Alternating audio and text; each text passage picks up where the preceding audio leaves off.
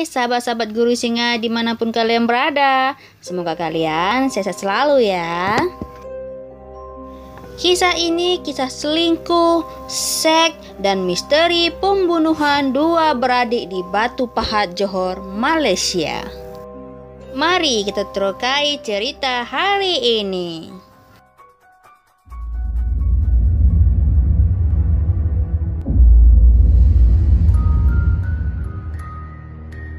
Kisah pembunuhan ini benar-benar telah menggemparkan negara Malaysia pada tahun 1984. Dua beradik ditemui mati dan telah membusuk akibat diikat dan dibuang dalam lubang WC di Kampung Muhibah, Batu Pahat, Johor, Malaysia. Pemandangan Kampung Muhibah di Pasir-Rai, Batu Pahat tidak ada bedanya dengan kampung lain di Johor yang penuh dengan suasana ketenangan. Penduduk kampung bukan saja saling mengenali, malah ramai yang mempunyai ikatan persaudaraan. Hubungan erat ini menyebabkan ibu bapa biasanya tidak bimbang melepaskan anak-anak mereka bermain di sekitar perkampungan. Anak-anak desa pula tahu bahwa mereka harus pulang sebelum senja menjelang matahari terbenam. Jika tidak, pasti sudah kena rotan atau telinga merah dijewer oleh orang tua. Kejadian kejahatan jarang sekali terdengar di kampung-kampung itu. Paling-paling ya hilang ayam atau itik itu biasa. Itu pun belum tentu dilakukan oleh manusia. Mungkin juga dimakan ular sawah karena kelaparan. Pada tanggal 30 April 1984, bagaimanapun menggegerkan suasana keharmonian kampung itu. Petang hari yang malang itu bukan lagi petang biasa seperti sebelum ini. Kepada sepasang suami istri yang mempunyai 5 orang anak, yaitu Wardi Wasi 48 tahun dan Sukiam Hasan 42 tahun. Ketika anak-anak tetangga sudah berada di rumah, kebimbangan mulai menyerang hati mereka karena dua anak kesayangannya, yaitu Asman dan Sania, masih belum muncul-muncul walaupun azan maghrib sayup kedengaran dari jauh. Belum pernah dua beradik itu pulang terlambat sebelumnya. Sang ayah Wardi adalah penarik becak. Akhirnya membuat keputusan membuat laporan polisi pada hari itu karena kebimbangannya ada sesuatu yang berlaku menimpa kedua-dua anaknya. Hari-hari berikutnya Wardi dibantu sanak saudara dan penduduk kampung berusaha mencari anaknya, tetapi menemui kehampaan. Kira-kira seminggu kemudian, yaitu pada tanggal 7 Mei 1984, Kampung Muhibah gempar apabila Asman dan Sania dijumpai dalam keadaan mengerikan dalam lubang WC di belakang rumah salah satu tetangga Wardi, yaitu rumah Salmah Muhammad Saleh. Kemudian kepolisian menggerebek rumah Salmah untuk mencari barang bukti keterlibatan Salmah atas pembunuhan kedua beradik itu kira-kira jam 6.30 sore. Kata seorang pegawai polisi wanita, Inspektur Lee Siki, memeriksa rumah Salmah dan menjumpai 4 utas tali. Polisi tersebut mengatakan seutas tali dijumpai di alang rumah, 2 utas tali dijumpai di ruang tamu dan seutas lagi di dapur. Polisi mendapat bukti berdasarkan persamaan tali rapia yang digunakan untuk mengikat kanak-kanak malang itu dan yang dijumpai di rumah Salma sama persis. Polisi tidak menunggu lama-lama dan mencari orang yang dicurigainya. Pada tanggal 7 Mei 1984, Salma ditangkap. Dan keesokan harinya pada 8 Mei 1984, seorang kuli ladang di Air Bemban dekat Kulai Samser Abdul Rahim juga ditahan di Kampung Teluk Bakung, Batu Pahat, Johor, Malaysia. Pada 21 Mei, anggota polisi menemui sehelai baju kaos di rumah Salma dan hasil pemeriksaan di Jabatan Kimia di Johor Bahru menemui bercak beberapa darah di dalam baju tersebut. Oleh karena baju itu dijumpai di rumah Salma, polisi menduga baju itu milik suami Salma bernama Rajali Janis. Salma ketika itu memberi keterangan, kemudian memberitahu bahwa baju itu digunakan oleh Samsir untuk mengelap noda darah pada lantai rumahnya.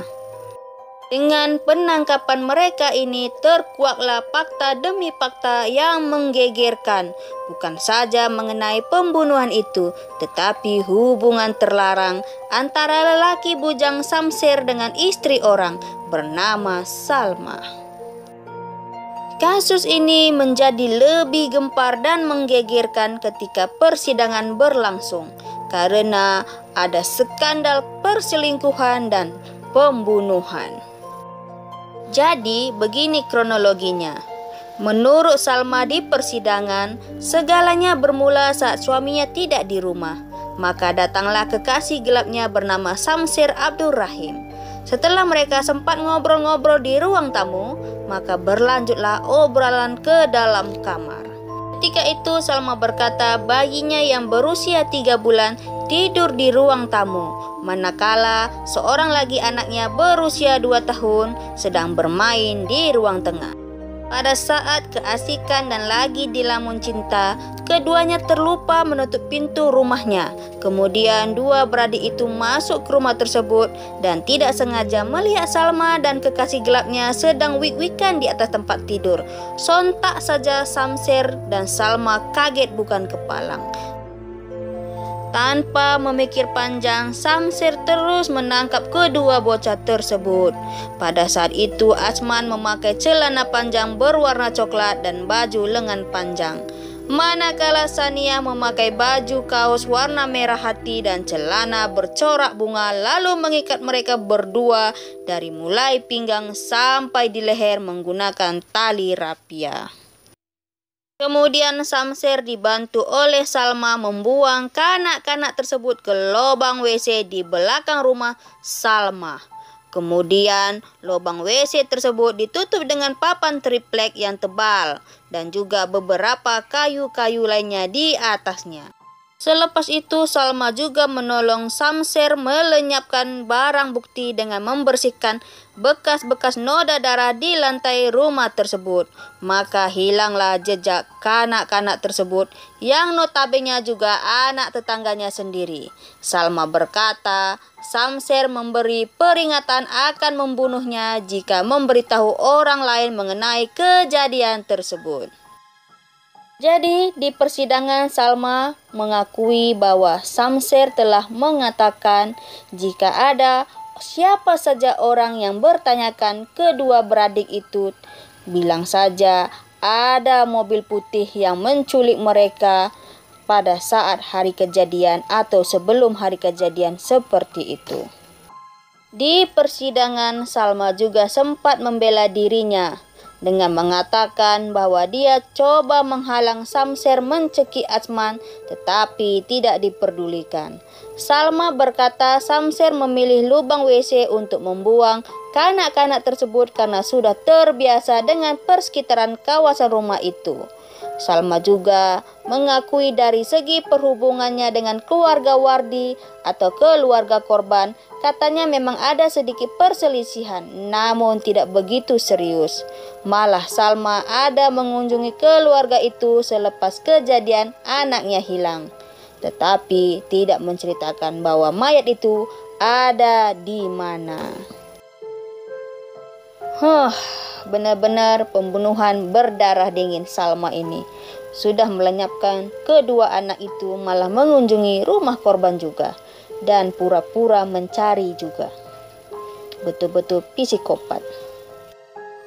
Setelah kejadian itu Salma mengakui dia menyesal.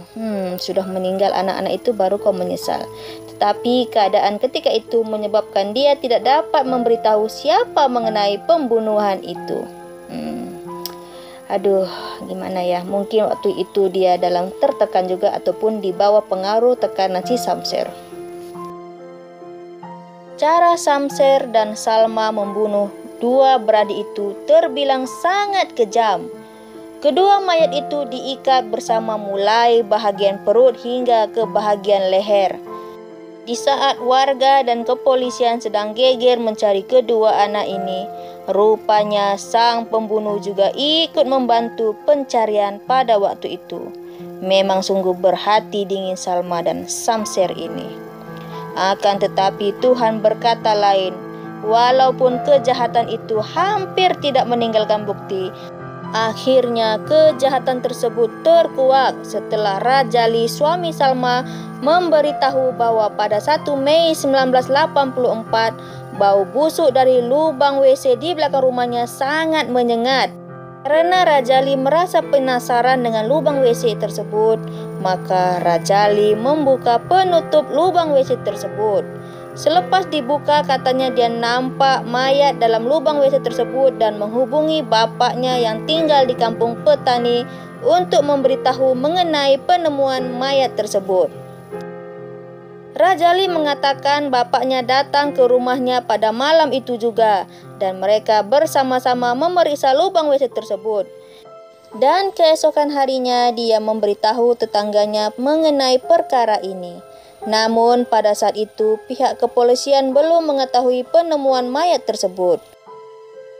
Tanggal 6 Mei 1984 katanya oleh karena tidak tahan lagi dengan bau busuk itu, dia sekeluarga pindah ke rumah bapaknya dan pada waktu sama polisi mengetahui mengenai kisah dua mayat itu telah ditemukan di lubang WC. Jadi ceritanya si suami Salma, si Rajali ini telah menemukan mayat itu di lubang WC. Namun dia tidak memberitahu polisi. Karena tidak tahan dengan baunya, dia membawa keluarganya pindah ke rumah bapaknya yaitu di Sungai Petani. Setibanya polisi di sana, mereka mencium bau busuk yang sangat menyengat dari lubang WC Salma. Kemudian kepolisian dan warga membongkar lubang WC tersebut.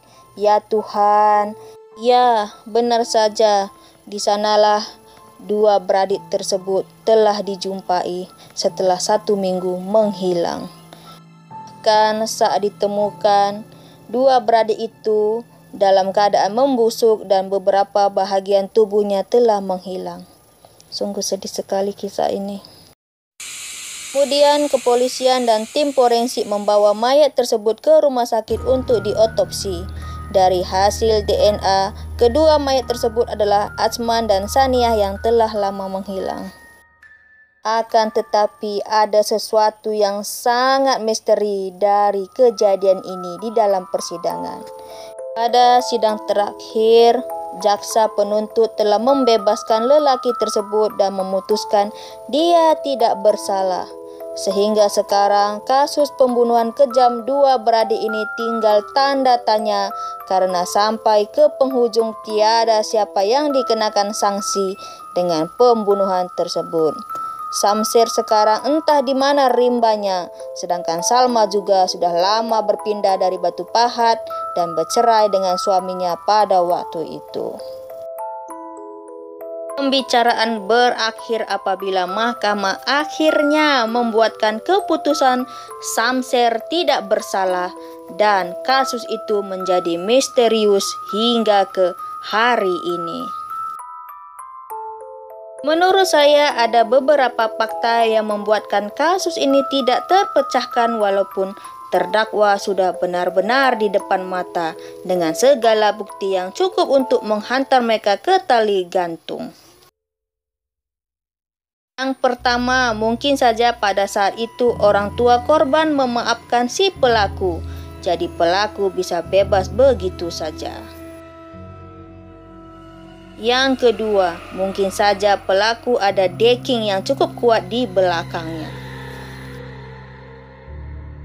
Dan yang ketiga, mungkin juga pelaku menggunakan dukun untuk mengelabui mata para jaksa penuntut waktu itu. Jadi, menurut kalian fakta mana yang paling mendekati untuk kisah ini? Kalian boleh komen di bawah.